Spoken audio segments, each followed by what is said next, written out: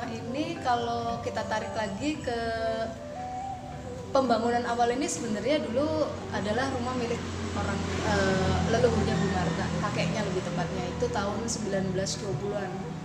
Nah setelah itu rumah ini bisa dibilang sempat vakum karena ketika itu sekitar tahun 1945-an keluarga di Bung Marta pindah semua hingga ke Jakarta dan rumah ini sempat vakum ada sekitar 40 tahunan.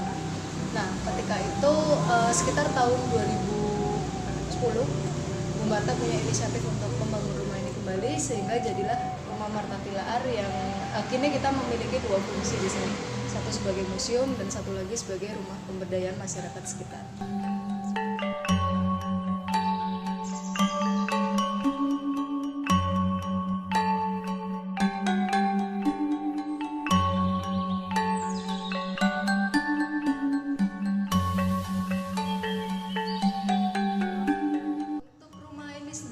Dibangun menggunakan gaya English Empire atau gaya kolonial yang dulu sangat populer ketika sekitar 1830-an sampai sekitar 1920-an. Nah, rumah ini salah satunya di Gombong yang masih memiliki gaya itu, dan kalau kita bisa lihat dari ciri khasnya itu biasanya memiliki atap yang tinggi, terus kemudian gayanya yang simetris atau kanan dengan kirinya ukurannya sama.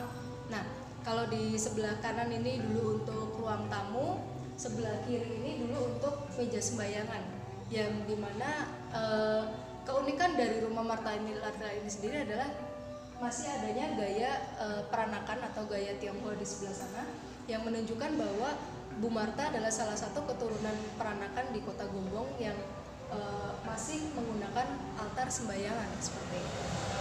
Jadi kalau kita lihat di seluruh Marta Tilaar, gaya yang terlihat itu unsur Eropanya sangat kental, tapi hanya di ruang ini yang memiliki unsur Tionghoa seperti itu.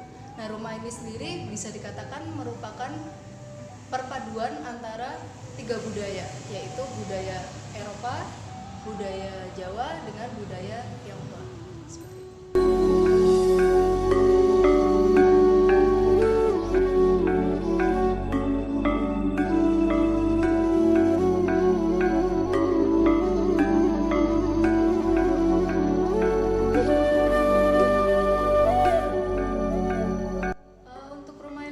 Pasti memiliki cara khusus untuk merawatnya karena bisa dibilang rumah ini 2 tahun lagi 100 tahun seperti itu. Jadi seperti lantai di bawah pun yang masih terbuat dari tegel itu masih kita gosok dengan ampas kelapa setiap beberapa periode sekali untuk mempertahankan kegilapan dengan keawetannya seperti itu.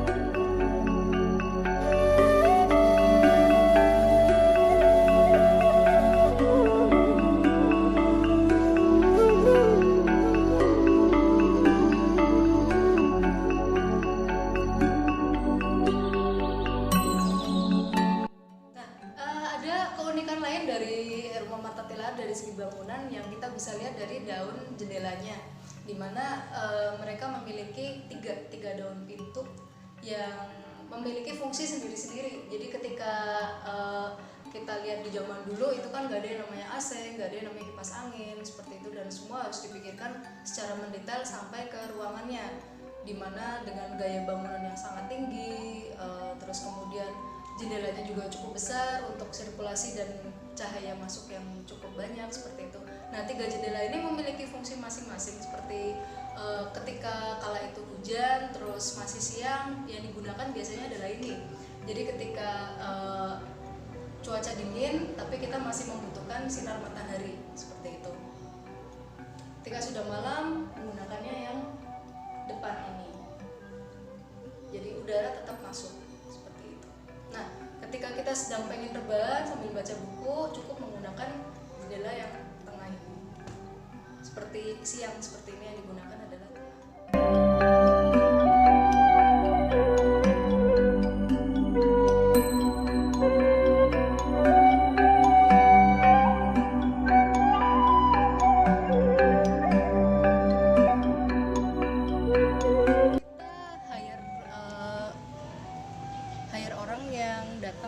sekitar seminggu 3 kali untuk merawat semua tanaman di rumah Marta Tilaar.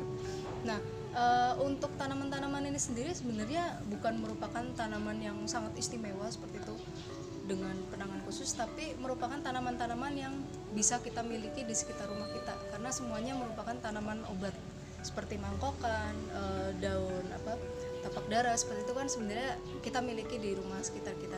Cuma memang harus dirawat karena yang kita pertahankan adalah ketinggiannya, dari segi ketinggian, terus dari kesuburannya juga.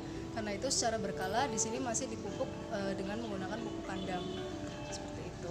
Nah, beberapa tanaman yang besar ini peninggalan dari rumah ini sendiri, seperti ada yang di tengah sebelah sana nanti bisa dilihat, itu peninggalan dari rumah ini. Jadi usianya juga udah hampir mencapai 100 tahun seperti itu. Nah, ini ada tanaman-tanaman tambahan lain juga yang kita rawat juga secara berkala.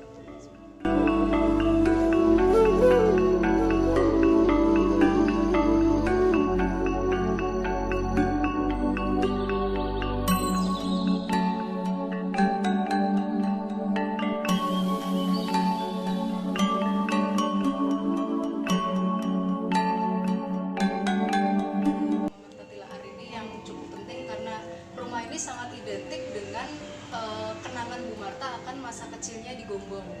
Masa kecilnya di Gombong termasuk dengan kenangan pemilik rumah ini, yaitu kakek neneknya. Nah, nenek Bu Marta ini sekarang kita kenal sebagai guru jamu pertamanya Bu Marta.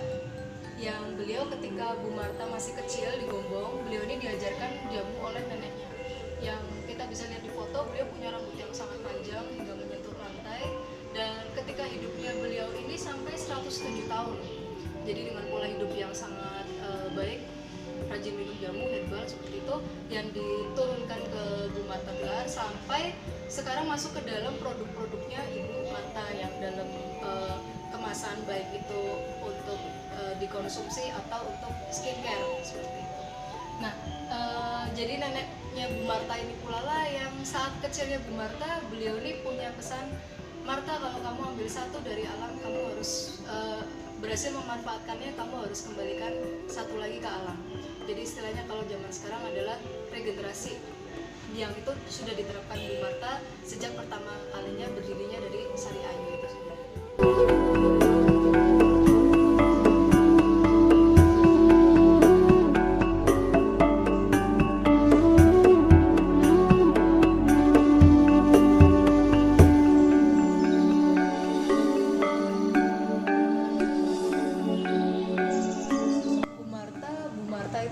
Saya sosok yang pengusaha tapi masih sangat mementingkan, masih sangat ibu sekali rasanya, karena ketika saya pribadi bertemu dengan beliau selalu memberi nasihat seperti layaknya seorang nenek, memberi nasihat kepada cucunya seperti itu, dan beliau masih memang sangat perhatian terhadap karyawan-karyawannya.